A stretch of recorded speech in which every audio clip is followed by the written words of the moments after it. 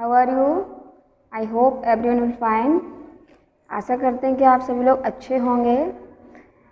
As you all know we are reading the chapter 6। जैसे कि हम सभी लोग जानते हैं हम चैप्टर 6 पढ़ रहे हैं। Now once time again with you to take the rest part of chapter 6। एक बार फिर से आपके साथ में हूँ आपका चैप्टर 6 का बचा हुआ भाग लेकर। So class we all are reading chapter 6। The title of the chapter 6 is timing of Everest. हम लोग चैप्टर 6 में टाइमिंग ऑफ एवरेस्ट को पढ़ रहे हैं। दिस इज एन ऑटोबायोग्राफिकल, ये एक बायोग्राफिकल चैप्टर्स है जिसमें हम लोगों ने दो करेक्टर्स को पढ़ा, Tenzing Norgay and Edmund Hillary.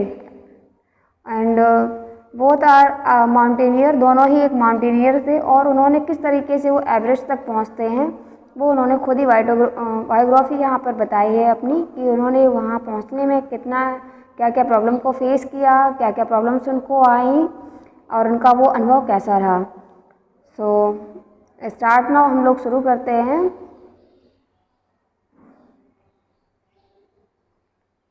At 9 o'clock we were on the south summit। 9 o'clock पर एडमंड हिलेरी और तेंजिंग नॉर्जे दोनों ही लोग साउथ समिट पर पहुंच गए थे।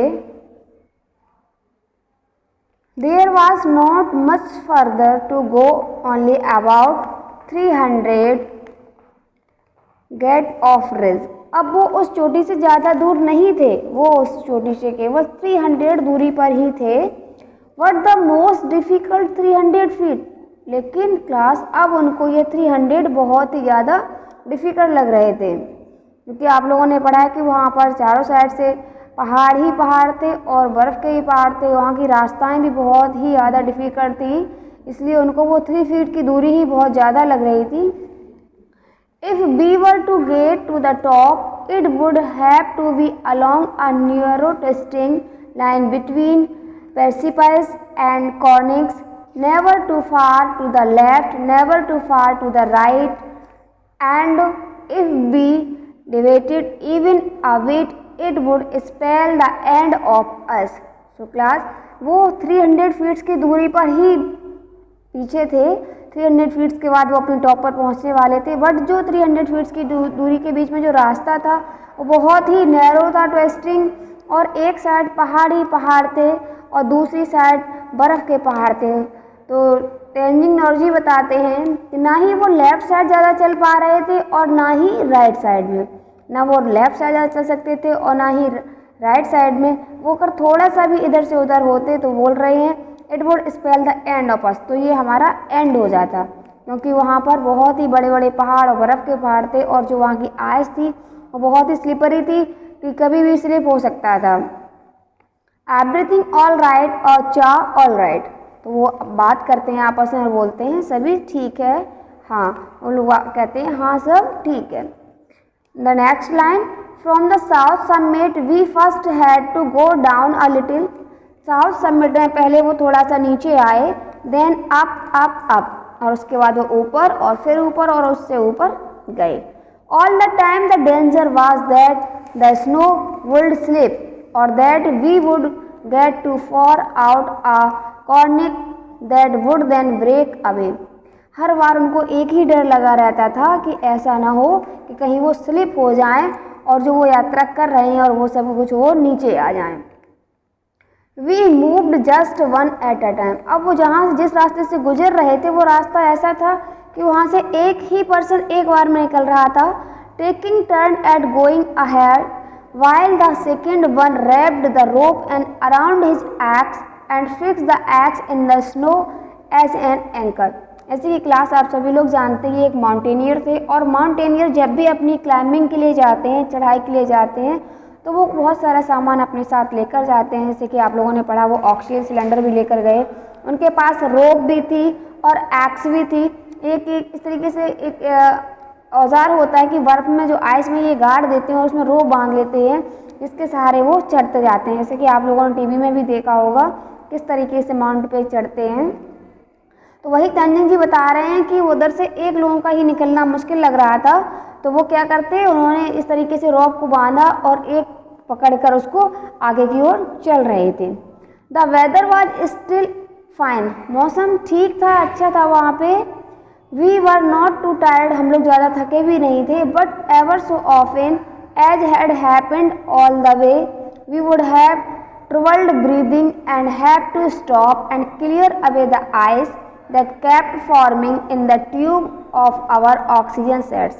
और बोल रहे हैं वो ज़्यादा थके हुए नहीं थे, लेकिन जो वहाँ का मौसम था, जैसे कि वहाँ बहुत ही ज़्यादा आइस गिर रही थी, तो बहुत ही ठंड थी वहाँ पर, तो we would have troubling breathing, तो उनको सांस लेने में वहाँ पर प्रॉब्लम हो रही थी, ट्रबल हो रहा था। एंड हैड टू स्टॉप, इसलिए उनको बार बार रुकना पड़ रहा था। और उनका जो ब्रीदिंग का ट्यूब था, जिससे वो अपना ऑक्सीजन सिलेंडर से ट्यूब को किए थे, उसको बार बार उसको साफ भी करना पड़ रहा था। At last we came to the last big obstacle below the top. This was the cliff of rock rising straight up out of the ridge and blocking it off class. अब उन्होंने क्या किया, उनको बार बार रुकना पड़ रहा था और रुककर उनको अपनी ट्यूब को साफ करना पड़ रहा था, क्योंकि उस ट्यूब में बार बार आइस जम रही थी। उस आइस को निकाल कर फिर वो वहाँ से सांस लेते। We came to the last bits of obstacles. Obstacles means होता है class,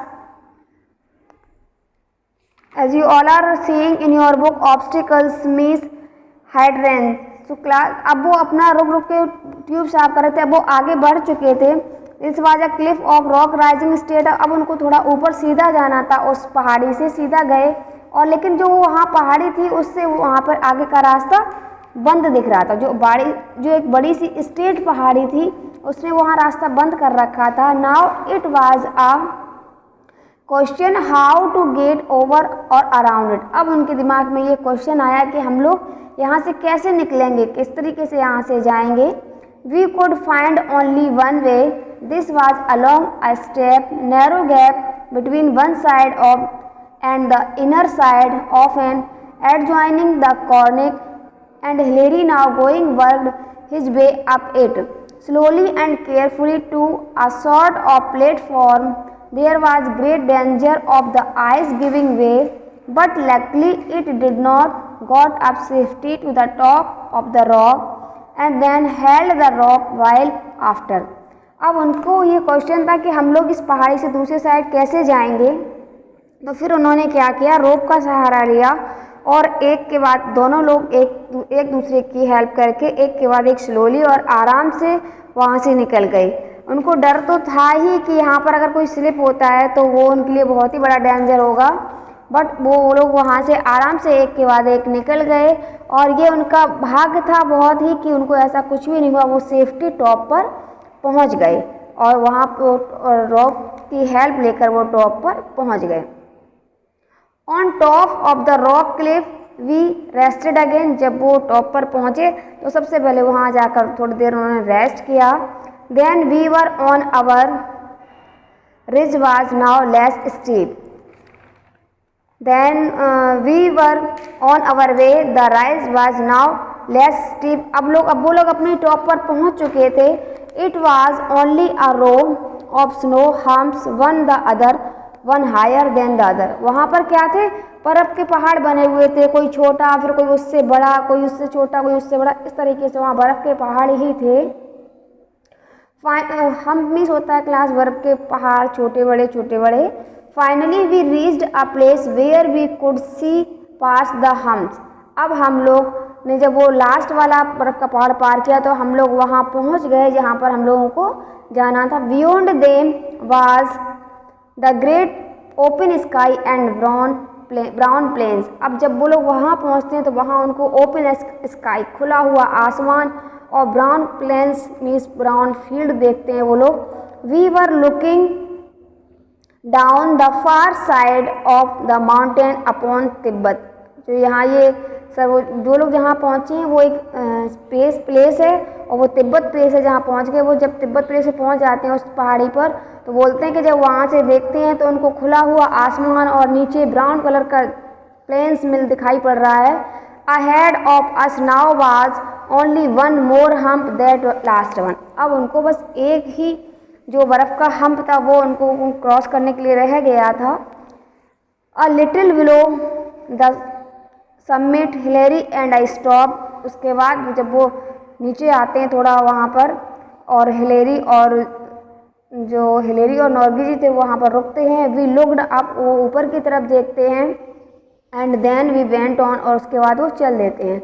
we stepped up, we were there, the dream had come true. अब वो उस पहाड़ी पर पहुँच चुके हैं जहाँ पर पहुँचना उनका सपना था। So class, it's very dangerous travelling, ये उनकी बहुत ही डेंजरस ट्रैवलिंग रही। जैसे कि आप सब लोगों ने इस चैप्टर में पढ़ा कि वहाँ कितनी ज़्यादा कोल्डनेस, कितनी ज़्यादा सर्दी थी कि उन्होंने 3 ग्लव्स पहन रखे थे, और वहाँ का रास्ता कितना ट्विस्टिंग था।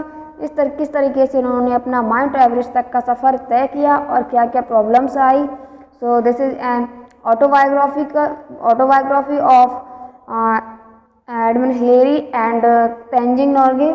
सो now your chapter is finish. अब आपका चैप्टर यहाँ ख़त्म होता है। You all will read very carefully, आप सभी लोग बहुत ही ध्यान से पढ़ेंगे। And complete your new words also, और न्यू वर्ड्स भी कंप्लीट करेंगे। After that if you have any problem then you will can contact me, उसके बाद आप मुझसे कॉन्टैक्ट कर सकते हैं। थैंक